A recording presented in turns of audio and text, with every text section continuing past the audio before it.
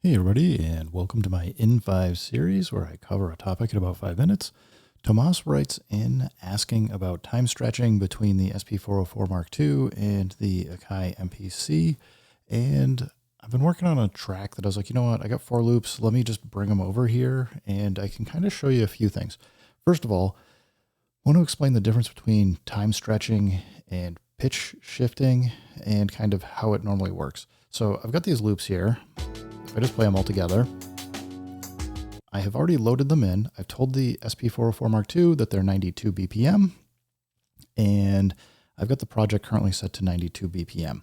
Now, I can take something like this, and if I play it at a different pitch, what's going to happen is, I guess I got to turn BPM sync off. But if I play it at a lower pitch, it's going to become a lower note as a result. And if I play it at a higher pitch, it's going to become a higher note. So when you're talking about time stretching, what you actually want to do is separate the pitch from the speed that the sample's playing at.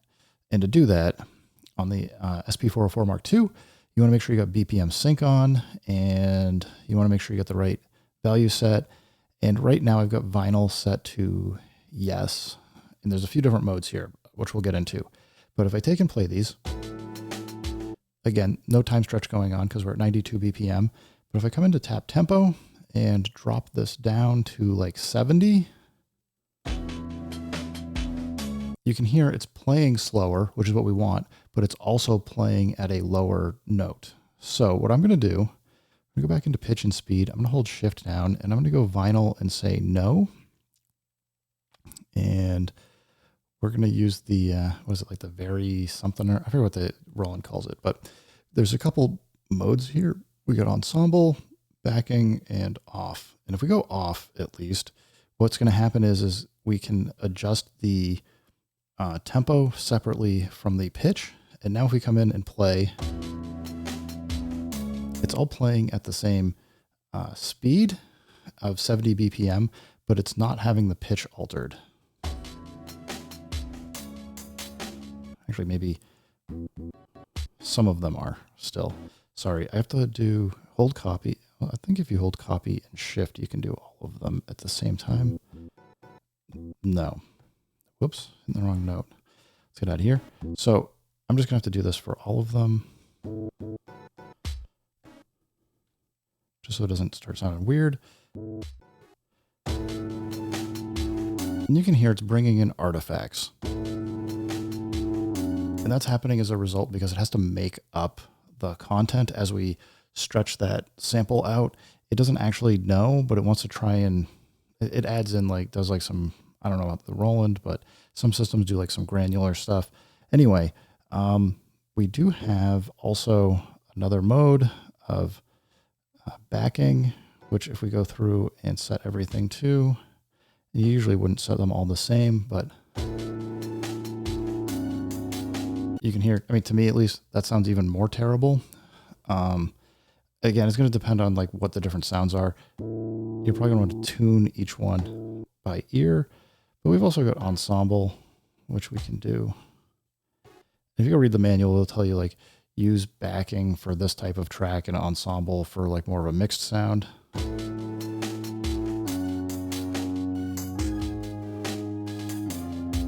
So that's kind of what you get for the time stretching. I would say it's usually anything that's got like an offline time stretching that's going to kind of do it in the background, which the MPC does have. It will tend to sound better because it could just use more processing power. I don't know. It's fine. And I think it's it's nice that it's there because it can get you things done in a pinch. And I don't know that most people are going to be going from like a 92 to BPM to a 70 because that's pretty extreme. So, you know, the closer you are to the actual value, the better this is going to sound. Like to me, I can hear like a little bit in the high end that maybe I'd use like a low pass filter to kind of filter out, but that sounds much better than the 70 BPM version. And I would also say, keep in mind the source content. I mean, what I have already has like a tiny bit of a glitch and some distortion sounds in it already. So really the time stretch is just kind of accentuating that.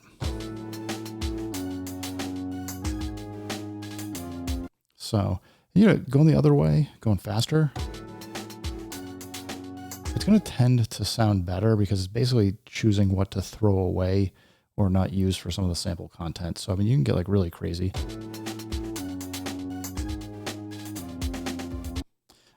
But again, all I did here was take all these pads, set BPM sync, and then went into pitch at speed, manually set everything to 92 BPM because it did not detect the correct BPM for any of these.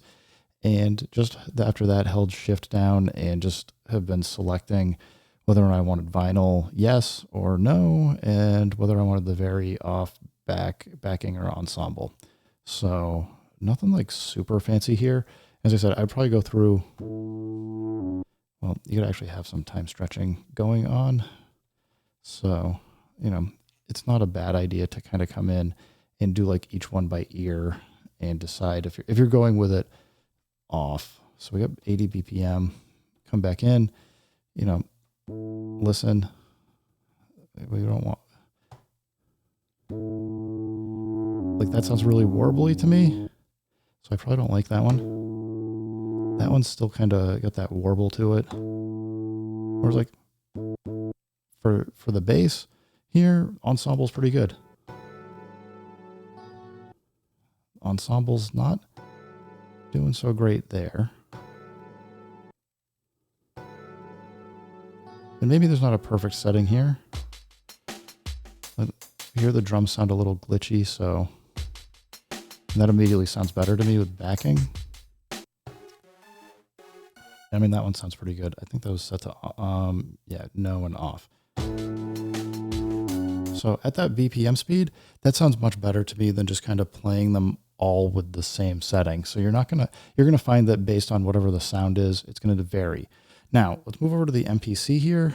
Basically I took the exact same loops and I loaded them up into a clip here so that we can play them.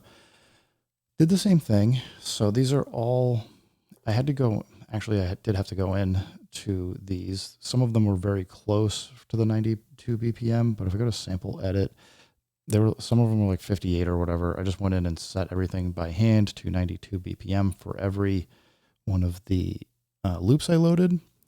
And besides that, I loaded them each into each clip. I just went into pad and up top use sample and assigned whichever track, which actually they all line up and match the same, and set the sequence to 92 BPM.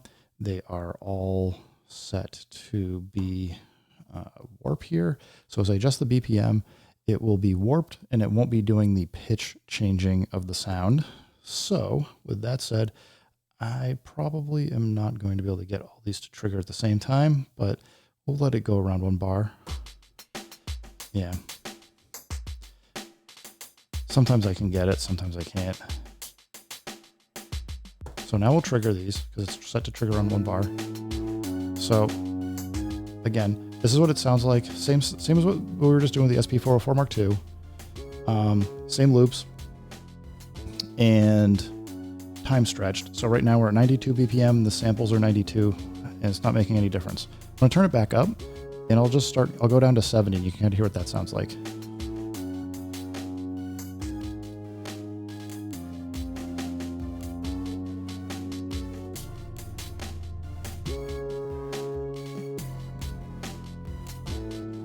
And, we can turn this off and go back.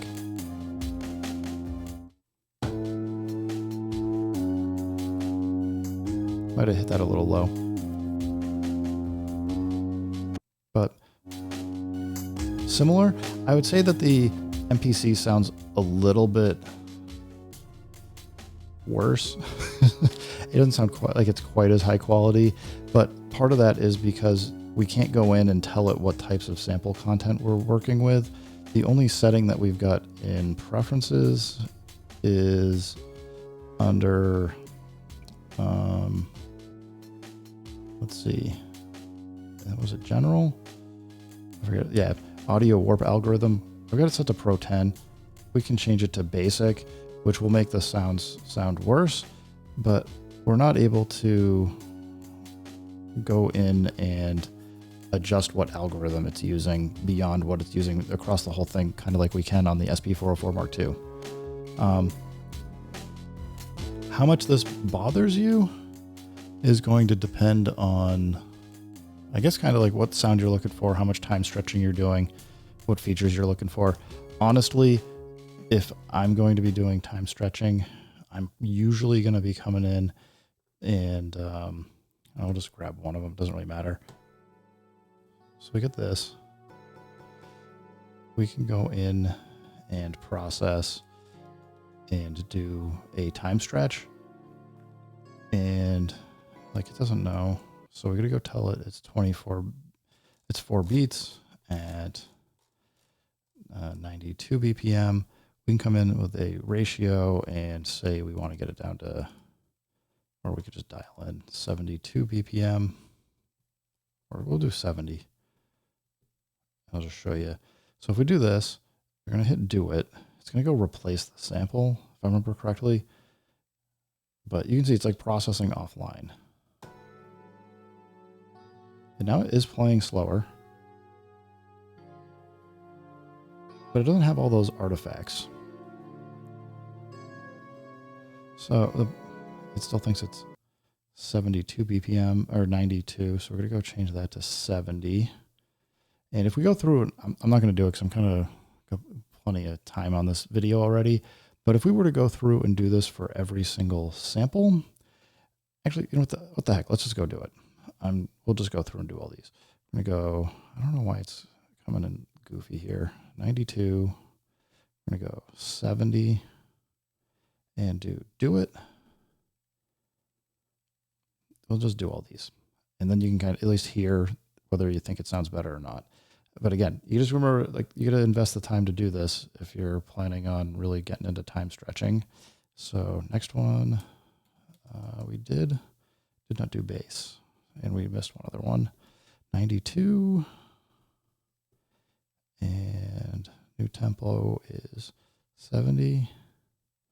Go do it. And if you think this takes a while, doing it on the S950 takes forever. Oh, still gotta get the right BPM. Because if you don't keep all these numbers correct, when you go back into clip mode to play stuff, it's gonna sound terrible. Because it's gonna be like pitch shifting and time stretching and doing all kinds of stuff that you don't want it to do. Process. Last one, 9200, 7000. Go do it. We'll get this, and then I'll just show you 70. And the problem with doing this is it'll also, just so you know, it is destructive. So we come back and play these at 70 BPM.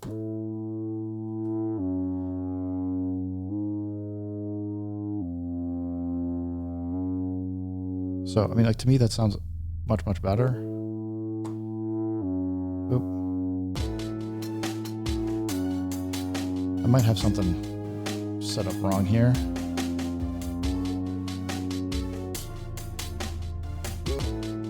Yeah, I don't know why it's re-triggering there. I'd have to go back through and look into it. But suffice it to say, like, if you do the time stretch this way, that's offline, it does sound better. I obviously got one step wrong here without paying full attention. I'll have to go back and look into it. But I would say you can do the offline time stretching. You get the time for it. Invest the time. Do it.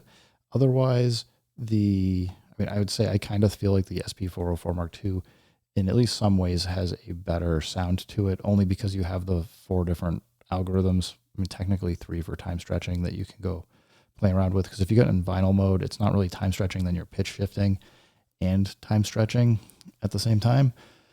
So anyway, everybody, I hope that helps you out. Keep making music, keep having fun. Remember, if it sounds good, it is good. And peace.